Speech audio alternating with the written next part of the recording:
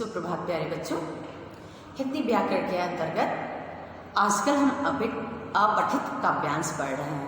अभी तक हमने 3 कविता का अर्थ जान लिया, 2 में जिसमें बुक का आंसर दिया गया था, अभ्यास कार्य का 1। आज अभ्यास कार्य का दूसरी कविता का हम अर्थ पढ़ेंगे।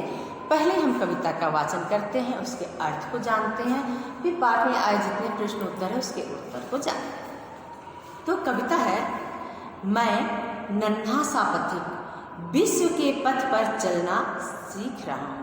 मैं नन्हा सा पथिक विश्व के पथ पर चलना सीख रहा हूँ।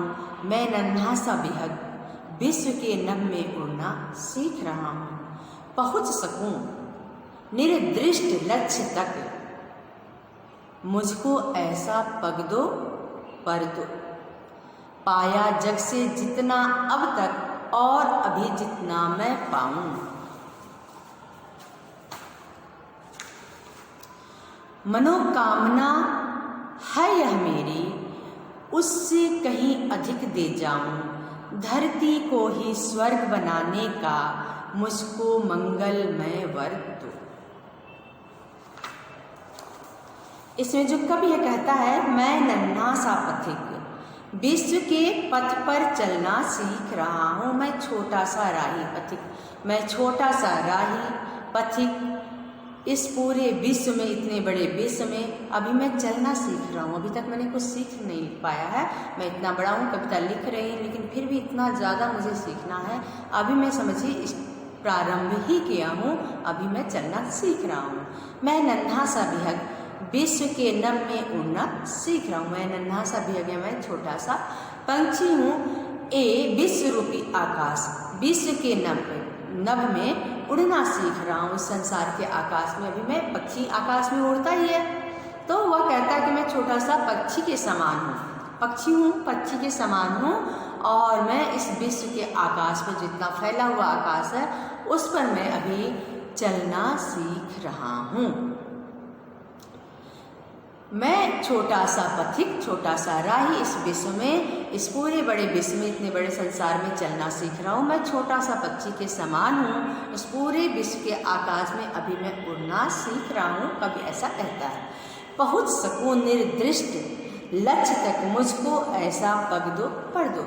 जो ऐसा लक्ष्य जो अभी तक मेरे सामने नहीं है, जिसे मुझे प्राप्त करना है, मैं वहाँ तक पहुँच सकूँ। हे ईश्वर, मुझे ऐसा पग यानी पैर दो, पर दो, ऐसा पंख दो। क्योंकि पग से वो चलना सीख रहा है और पंख से पंछी के समान उड़ना। तो ईश्वर से कहता है कि मैं निर्दिष्ट लक्ष्य तक, अपने लक्ष्य तक मैं पहुँच सकूँ।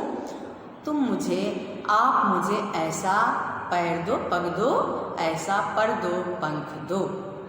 पाया जग से जितना अब तक और अभी जितना मैं पाऊँ। अभी तक मैंने जो मेहनत की थी, इस संसार में जितना मैं पाया हूँ, और आने वाले दिनों में जितना मैं पाऊँगा, इस संसार से जितना मुझे मिला है और आने वाले दिनों में और जितना मिलेगा। मनोकामना है यह मेरी, उससे कहीं अधिक दे जाऊँ। यह मेरी मनोकामना है, यह मेरी इच्छा है कि मैं उससे ज़्यादा इस संसार को देकर जाऊँ।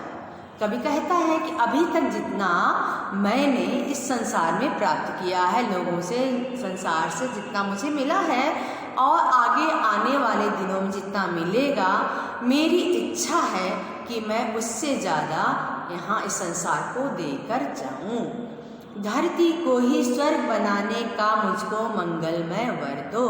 इस संसार को, इस धरती को मैं स्वर्ग के समान बना दूँ, ऐसा मुझे मंगलमय, शुभ, मंगल यानी शुभ, वर यानी आशीर्वाद दो। आप हे ईश्वर, मुझे ऐसा आशीर्वाद दो कि मैं इस धरती को ही स्वर्ग बना दूँ। एक बार पुनः इसका अर्थ देखते हैं।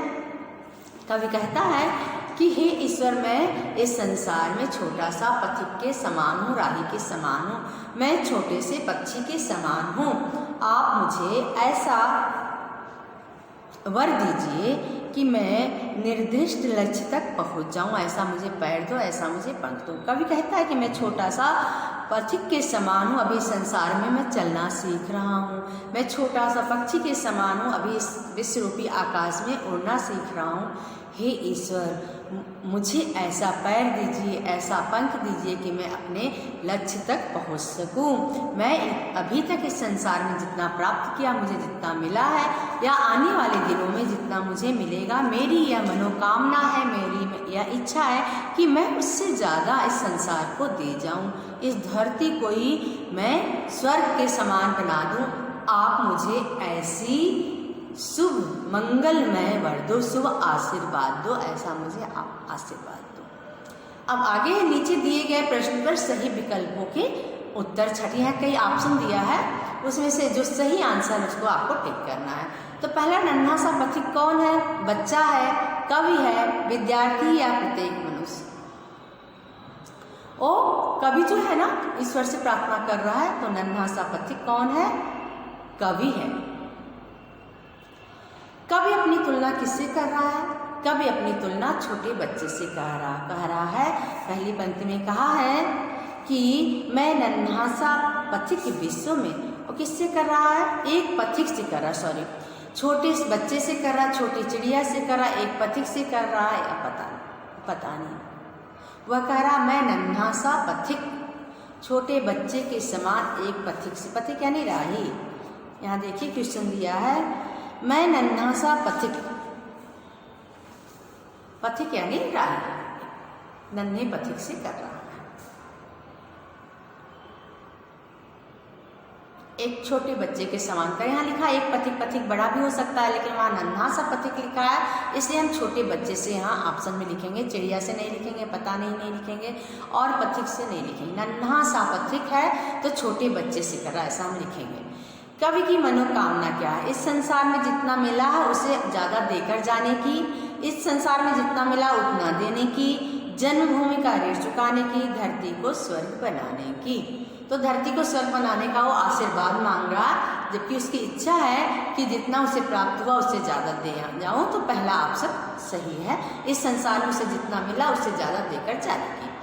कवि ईश्वर से क्या वरदान मांग रहा है? क्या ईश्वर से वरदान मांग रहा है? मजबूत पंख पाने का वर, लक्ष्य तक पहुंचने का वरदान, धरती को स्वर्ग बनाने का वरदान, चलना सीख पाने का वरदान। वह वरदान मांग रहा है कि मुझे ऐसा वरदान दो कि मैं इस धरती को स्वर्ग के समान बना दूं। इस काव्यांश का उचित शीर्षक क्या है? धरती को स्वर्ग बनाऊं, प्रार्थना, मेरी मनोकामना, निर्दिष्ट लक्ष्य प्राप्त करना।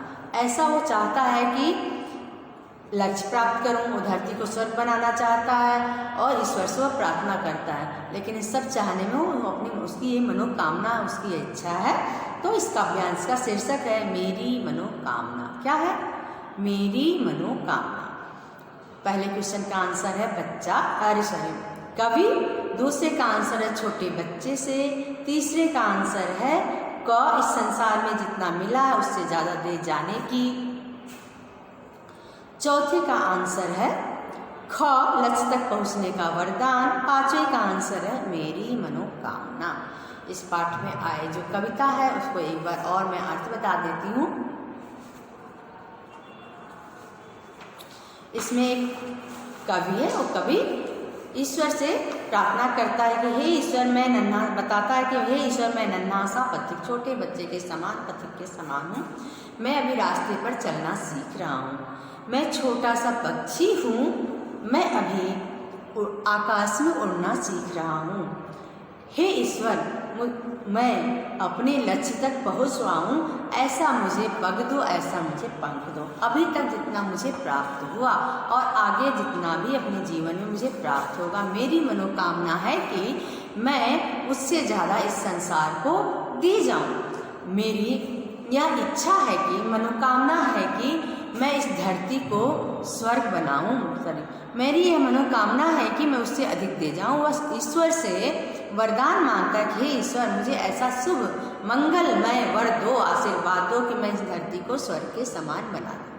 पहले क्वेश्चन का आंसर है ख, कवि, दूसरे का आंसर है क, छोटे बच्चे से, तीसरे का आंसर है क, इस संसार में जितना मिला उससे ज़्यादा देकर जाने की, चौथे का आंसर है ख, लक्ष्य तक पहुँचने का वरदान, पांचवें का आंसर है ख, मेरी मनोकामना।